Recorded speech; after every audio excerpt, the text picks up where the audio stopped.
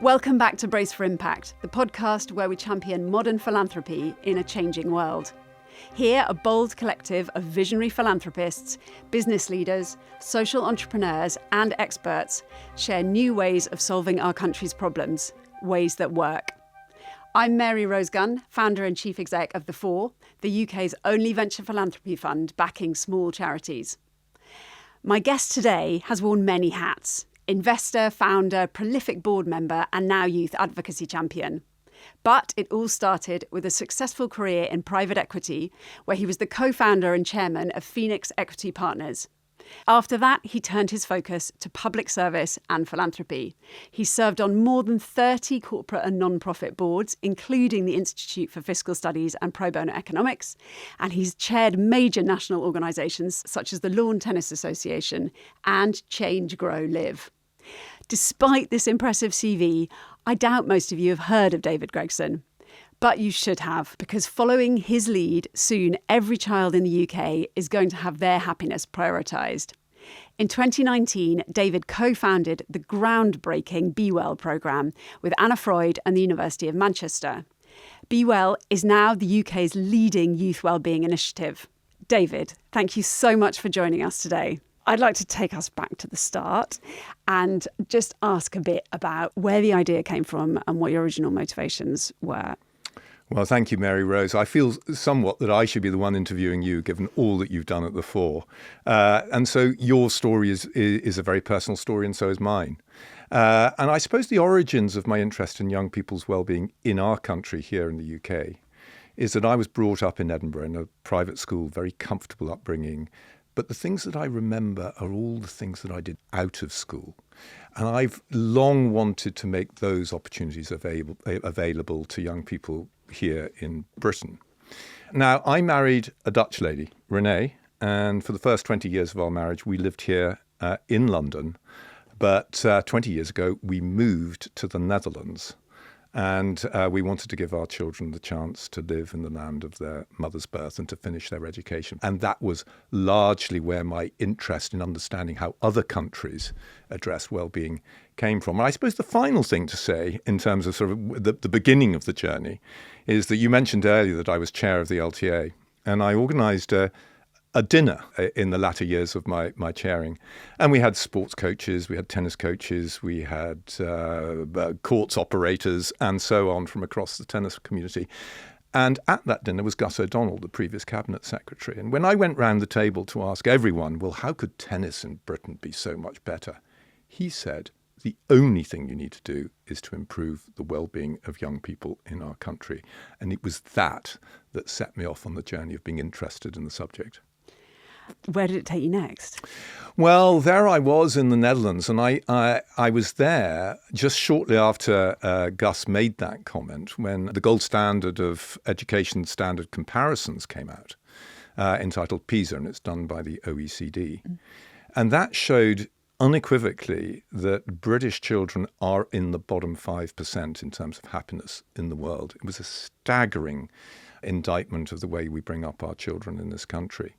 And paradoxically, the Dutch are always either top or near the top. And it was a very personal call to action, to be honest. There I was, living in the Netherlands, owing everything to our country, fascinated by young people, and I didn't even know that the well-being process and programs and understanding and the way we bring up young people was so different between our two countries. And so I went about trying to find out what the difference was. And how did you do that? Well, initially, first thing I did was to understand that those well-being stats which I described, with Britain down the bottom and the Netherlands up at the top, have been going on for 20 years. So this wasn't a new set of data. And I just couldn't understand why it was that the media wasn't covering it in so much, in any detail at all. So I took it upon myself to find out what it is that the Dutch do, which is so different. And of course, there are hundreds of different cultural things that the Dutch do differently. But at its heart, the Dutch believe that a happy child is a learning child. And so the whole policy environment is one where if you make the environment one where children want to be able to play sport or want to take part in arts and culture, and those activities are freely available to them, and they want to go to school, then the thinking clearly runs, then obviously they'll learn. Whereas, of course, we have a system which prioritizes attainment over well-being. So we look at it through a different lens, which doesn't mean to say it's definitely worse, but it's just very different. So it's the exam results and the league tables rather than schools being measured for happiness. Yeah, and of course, that's a trend that's been going on for 20 or 30 years. Michael Gove is considered to be one of the most consequential secretaries of state for education that our country's had for the last 30 years. But that change of focusing increasingly on attainment, starting even with phonics at the age of 2, is one that's accelerated since his... and I think there's now a general sense, not least since the pandemic, that's gone further than it should have done. So having got your evidence together and done your research, where did you go next? What was your first step? And where were the steps that then took you to founding Be Well? Well, what I discovered was that the founding elements of the Dutch approach was to do a nationally consistent well-being survey of every young person in the country, done largely, if not exclusively, through secondary schools. And those results are published privately to the participating schools so that they can act upon what the results tell them, and published by where the young people live. And then that means that the local authorities and the charities and so on can act on the results of which is publicly available. So I sort of understood that, and I understood how they'd sort of gone about that and who was funding it and who was delivering it. And I tailored that as best I could as a concept to the country that's given me everything that I love, which is England, because, of course, education has devolved. So this is focused solely on England. And I, first of all, took the idea in the way that I've just described it, first of all, to West Midlands and to Greater Manchester. And we might say, well, gosh, why did you take it there? Well, London was too big. But yet I did want to go try it in a very big mayoral area. When I took it to the University of Manchester in the first instance, it really resonated with them. And Greater Manchester, because of the combined authority and the devolution pact, is very often the petri dish for social innovation of this type. And so they really got behind the Be Well what became the Be Well programme. I took it in 2019, so we're just about 6 years old now, and we first delivered it in 2021. So I had a bit of time during the pandemic to prepare for it. And what is the programme? What happens and where has it got to now? Because it's now having major national influence. Well, it's having there's a lot more influence that hopefully it will have, but it's kind of you to say so, Mary Rose. Well, the notion is pretty much as I've described it, which is the first step is to ask young people in Greater Manchester what is important in their lives. And we did that in 2020. And we identified various key themes, whether that's their desire to go to school, their relationship with their parents, whether they get bullied or not, how much physical activity they do, social media, and so on and so forth. And we took those areas that the young people themselves had identified and turned it into a validated, academically robust questionnaire, very much led by Anna Freud and the University of Manchester. Then we set about persuading secondary schools across Greater Manchester to participate. Now, to put it into context, there are 10 local authorities in Greater Manchester. It's got a population of 3 million. It's got over 300 secondary schools. It is a very, very large metropolitan area.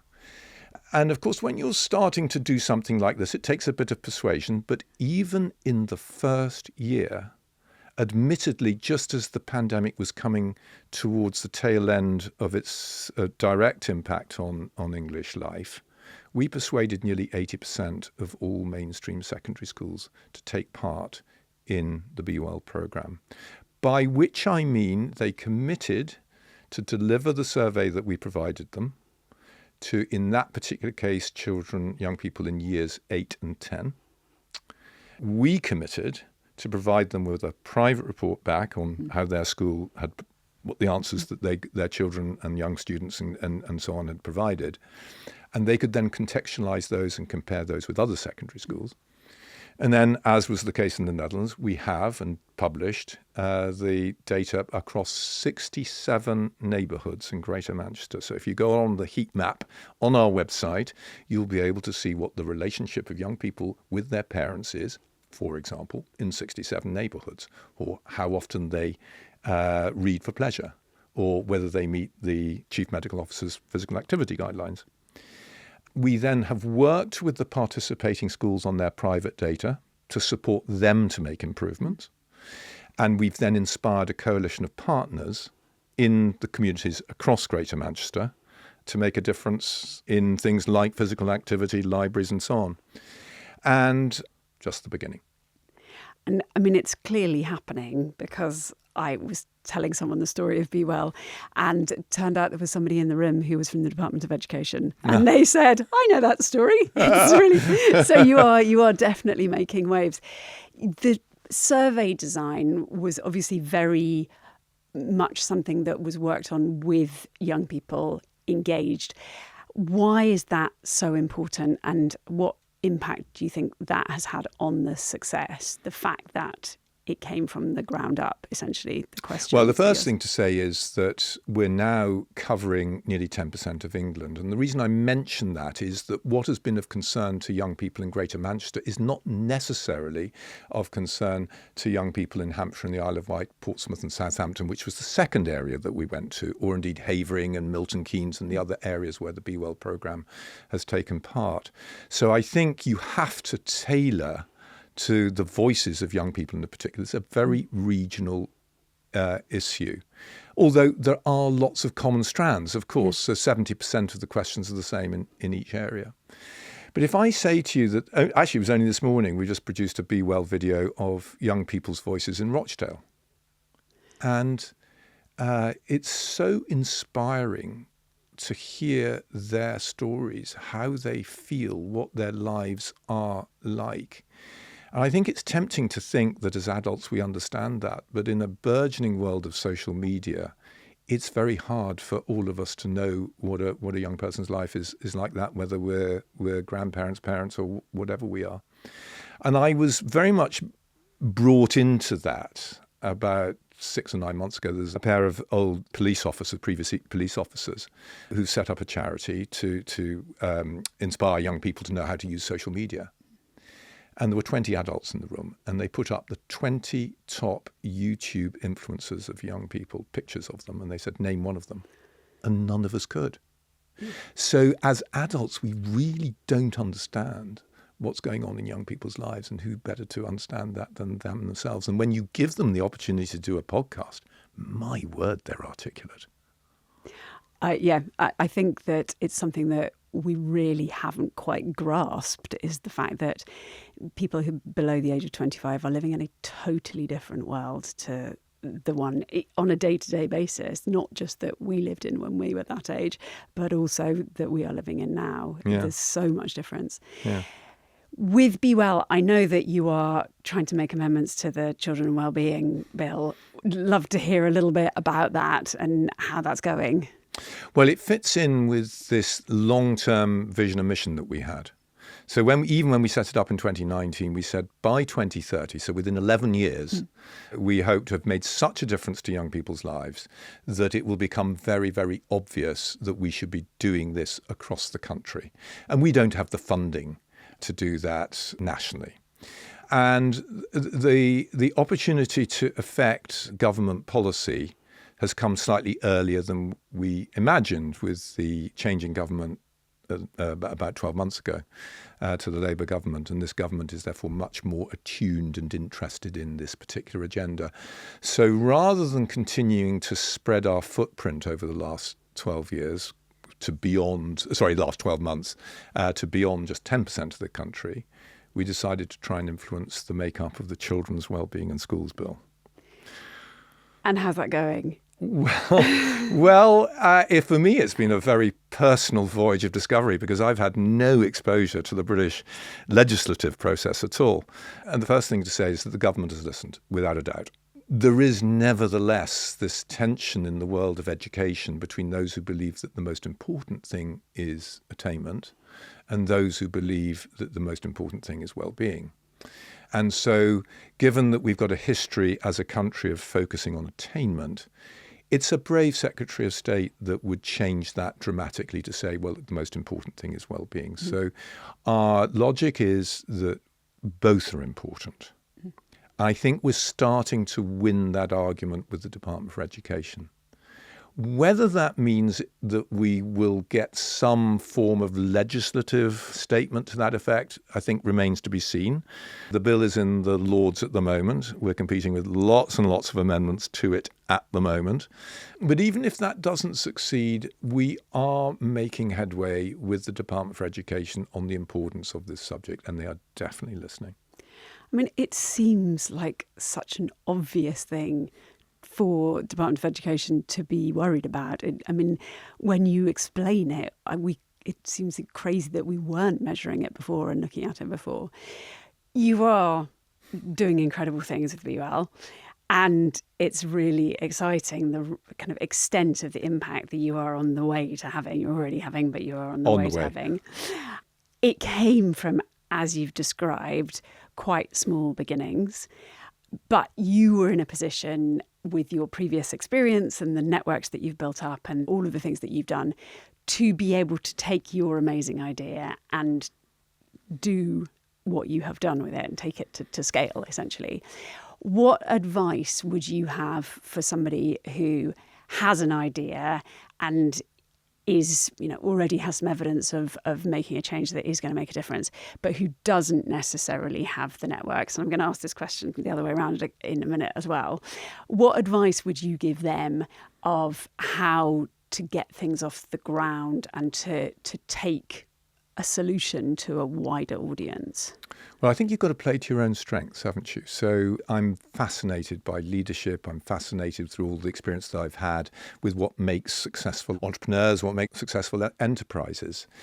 And so if you take my own story, one of the first things I did before I embarked on BeWell is I went off and was coached. And it seems odd that someone who was in their 50s at that point would benefit from that, but it really helped me establish and clarify what my strengths were. Of course, I've been fortunate and have sought experience across government, sport, charities, and the commercial sector. But what I very early on decided to do was to use my entrepreneurial experience to try and make a change outside of the system. And I make that point, that was a very personal decision. Others would flourish inside the system. But that just literally reflected who I was, what my strengths were. So I think the first thing, I think it's the most important criterion for top quality leadership, is really know yourself. And I had to work on myself to be sure that the step I was taking was in the right framework, the right format. And then, of course, the second thing was, as I look back with my coach, there was a golden thread which ran through the things that I was interested in, which I probably hadn't quite appreciated until I sort of looked at it. And there were two elements to it. There was a very consistent theme of a fascination with young people and being the future of the country and so on.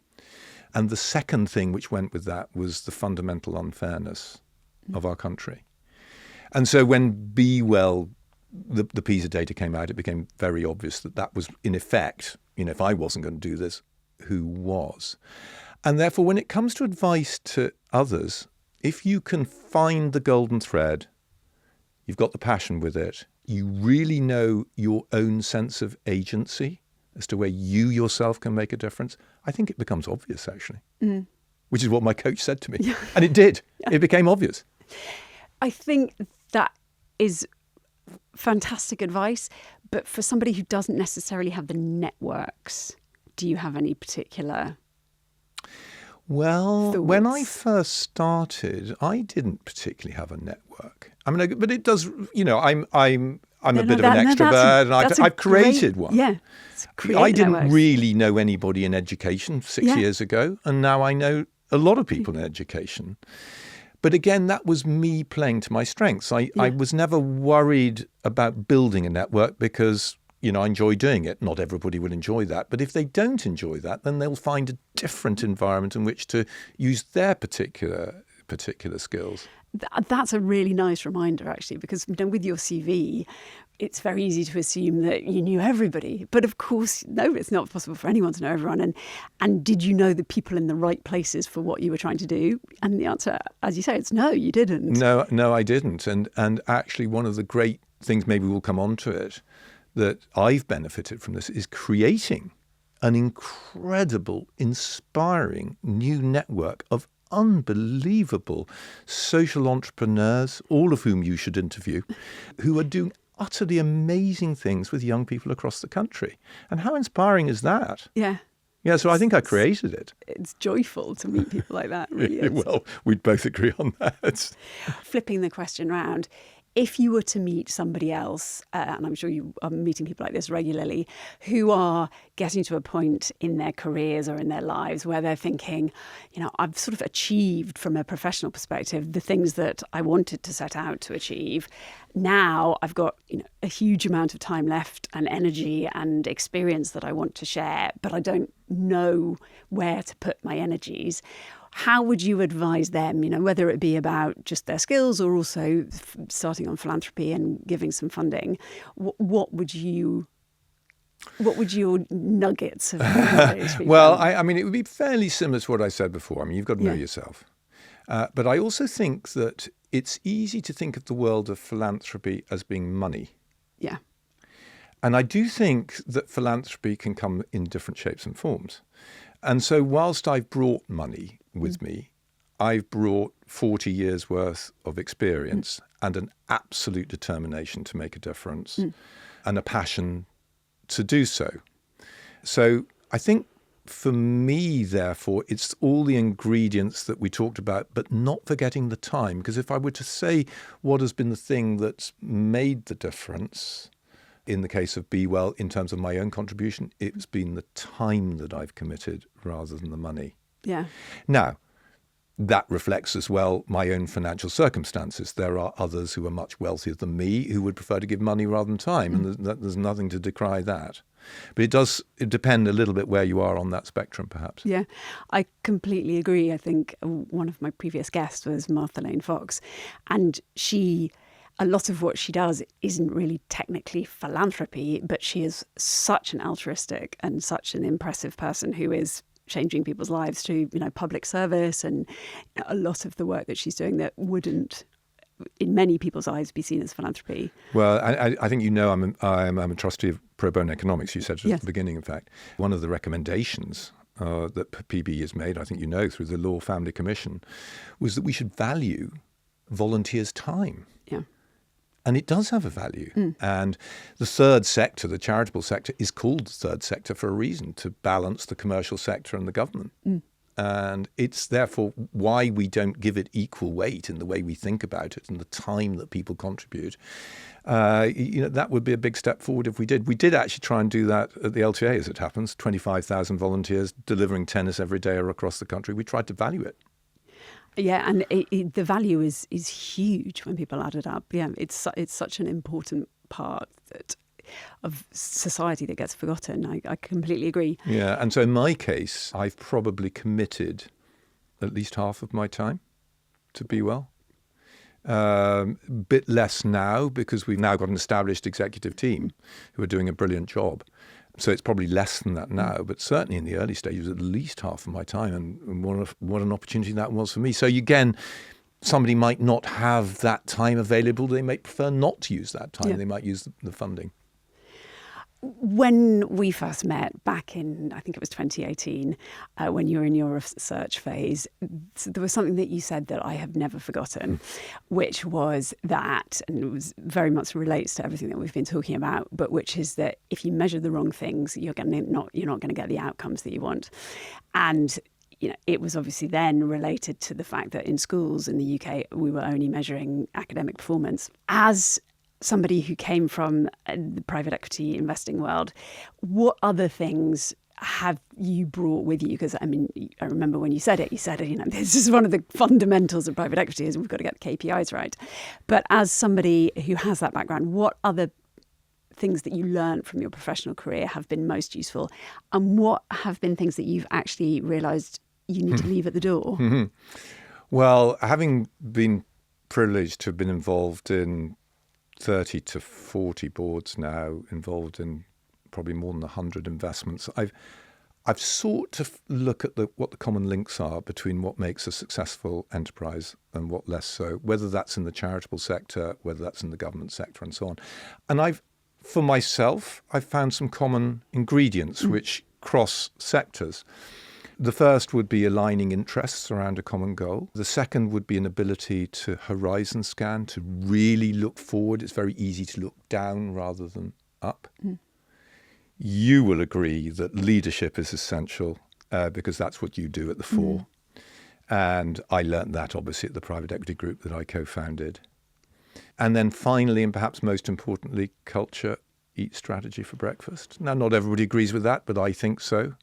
And in fact, I'm working with a company in Wimbledon which has adopted that with a passion, and the results are unbelievable. That by prioritising on the culture of an organisation, they've flown. So those are probably the four key ingredients that I think can transfer. Where I think, from my experience, the voluntary sector, if you like, is slightly different, is as follows. A company has a reasonably clear set of goals. Normally it's profit orientated. It does have stakeholders, but they're all participating towards that common goal. And the discussions around a board table are very focused on the company. I think the danger in a charity is that the minute you start thinking about the charity as opposed to the constituents that the charity is serving, that is a mistake. So in all of the Be Well debates, whether it was on the board of WWF, which I did, Change, Grow, Live, which was substance misuse, the minute the discussion around a charity board table starts forgetting about who are we serving here, then I think that is a very big danger. And a lot of people say, gosh, Be Well's doing well. And in some respects, Be Well as an organisation has done better than I could ever have imagined. But at the end of the day, the PISA data still shows that the well-being of young people in our country is lamentably and distressingly low. So we can't be doing well. And I think that is a very fundamental difference that it is worth bearing in mind when you're taking your experience from the commercial sector and trying to apply it to the charitable sector. Do you, when you have been on boards, and you've chaired a lot of boards, how do you try and make sure that is kept front and centre, essentially who we're here to serve? Well, I think if we go back to the culture point, the culture of any organisation, whether a charity or a corporate or anything else, is set at the very top. So the first thing is to make sure that the board models outstanding behaviours and values. You might have established and clear values, you might not, but certainly the behaviours around the board table are key. And I think if those can then be translated, then it's very easy to call out even just the smallest of things. We did a draft newsletter about a year ago, for Be Well, and I felt we'd sort of veered a little bit too much to talking about Be Well and not enough to talking about young people. And the minute you observe that, and everybody says, oh gosh, I realise that. And actually my experience of changing cultures and changing behaviours is if you observe on the ones which don't quite fit, that has at least as big an impact as when you congratulate, thank and applaud positive behaviours. So I think it's constant vigilance. You'll know this yourself. Goodness me, you've set up and run an extraordinarily successful charity yourself. So I'm sure I'm not telling you something you don't know. No, it's always useful to be reminded of the fact that, we're here to serve a constituent of people, and we must never, ever forget that. Yeah. If you were to have one piece of advice for somebody that was trying to make change happen, as a final question, what would that one piece of advice be? Can I have sub answers? I think if I were to wrap it together, it's the things that I've said earlier. So understand your own golden thread, which it took me a bit of time to sort of look at. Understand where your agency is. So knowing yourself sufficiently well, you know where you yourself can make an impact. And then, of course, using all the commercial experience that we've got, you identify what the issue that you want to address is, and so on and so forth. And I think if you bring all of those together, I have been utterly amazed, actually, as to how by focusing and using the experience that I have had, how much of an impact it has had. I think we've got a very, very long way to go. But if I were to say, could I have ever imagined 6 years in that we would be sitting here in this podcast talking like this? No, I don't think I could. And I don't think that's a particularly exceptional story relating to me. It's those ingredients that I've described that enabled me to flourish in the right environment. And I think that's probably the best advice that I can give. I think that's also really interesting from the perspective of, we are working, as you know, with lots of social entrepreneurs, many of whom have very different backgrounds to the background that you have.